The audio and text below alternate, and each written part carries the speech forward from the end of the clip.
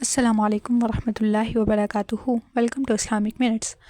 آج کا ہمارا ٹاپک اس بات پر ہے کہ کیا دین کی خدمت کے نام پر گھر والوں کو بے سہارا چھوڑ دینا درست ہے؟ کہ تبلیغ کے لیے نکلنا اتنا بڑا کام ہے کہ اہل خانہ کی ضروریات نظر انداز کی جائیں، یا پھر اسلام ہمیں توازن، ذمہ داری اور عدل کا درس دیتا ہے؟ اسلام صرف عبادت کا دین نہیں بلکہ حقوق و فرائض کا مکمل نظام ہے۔ اللہ تعالیٰ نے قرآن مجید میں ارشاد فرمایا، اے ایمان والو، اپنے آپ کو اور اپنے گھر والوں کو آگ سے بچاؤ۔ تبلیغ دین کا عظیم کام ہے، مگر ہر نیک کام شرائط کے ساتھ ہوتا ہے۔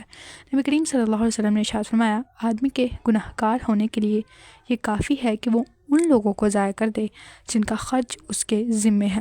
اگر کوئی شخص تبلیغ کے نام پر نکل جائے اور پیچھے بیوی فاقے میں رہے، بچے ضروریات سے محروم رہیں، قرض یا پریشانی میں مبتلا ہوں، تو یہ نیکی نہیں بلکہ گناہ بن سکتی ہے۔ تبلیغ فرض عین نہیں ہے، حالات کے مطابق فرض کفایہ ہو سکتی ہے، لیکن اہل و عیال کا نفقہ فرض عین ہے۔ فرض عین کو چھوڑ کر نفل یا کفایہ میں جانا شرعاً درست نہیں ہے۔ پہلے گھر کا خرچ پورا کرنا چاہیے، بیوی کی رضامندی اس میں شامل ہو، بچوں کی ضروریات کا بندوبست ہو، قرض اور ذمہ داری صاف کی جائے، پھر تبلیغ میں نکلیں، تب یہ عمل ثواب کے لائق ہوگا اور اس میں برکت بھی ہوگی۔